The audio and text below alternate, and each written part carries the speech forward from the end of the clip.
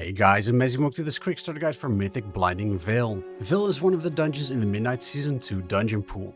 The first encounter is the Lightblossom Trinity. They share a health bar, so if you group them up you can cleave for extra damage. To start with, interrupt Zieket's Light Bolt casts. Tanks, Bedrock Slam is the tank buster of the fight, use a personal cooldown, and no one should stand in the 3 green circles that spawn.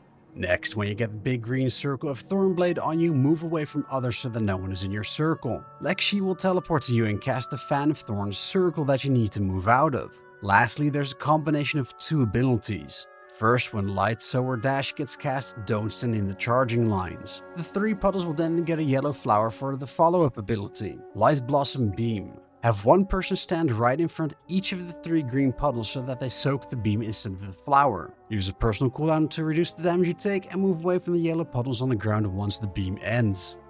The second boss is Ikuzz the Light Hunter. The main mechanic here is managing the Bloodthorn root patches. Don't stand in these unless you're clearing them with the root removals such as Blessing of Freedom. Verdant Stomp will deal some AoE damage, knock you back, and cause everyone to be rooted. Don't let yourself be knocked into roots and then group up without standing in each other's circles. Either kill the roots or use root removals or use magic spells.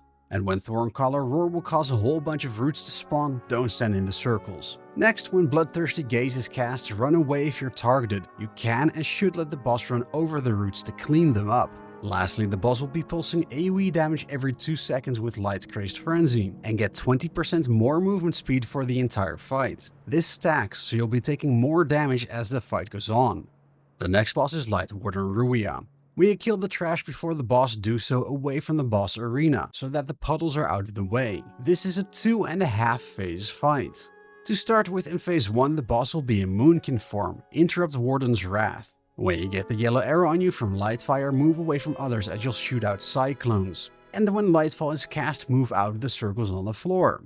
At 70% health the boss will transition to phase 2, in bear form, spread out around the boss. To start with, use a personal cooldown to reduce the damage you take from the AoE and bleed dot from Grievous Thrash. Next, the reason you want to be spread out is Pulverizing Strikes. 3 people will get an arrow on them and be targeted by a cone. Only you should get hit by it when you're targeted.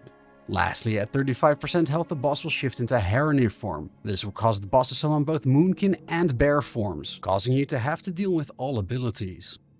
The last boss is Ziekket. To start with, when the ads from Awaken the Lightbloom spawn, group them up, interrupt, and kill them. Once they're dead, move the boss away to one side of the corpses. When Lightbloom's essence is cast, the whole group has to run through orbs. If you soak the orb, you'll get a dot that also increases your damage by 10%. If they reach the boss, he deals AoE damage and gets a shield instead. Next, Thorn Spike is the tank buster that will put a dot on the tank.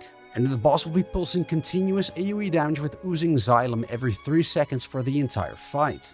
Lastly, when you get the arrow of Concentrated Light Beam on you, move to the pile of corpses from the ads. You need to have the light beam hit all of the corpses so that they don't respawn. Any ads you miss will respawn, deal more damage, and become immune to crowd control and interrupts. Once the corpses are hit, move away from the puddles on the floor.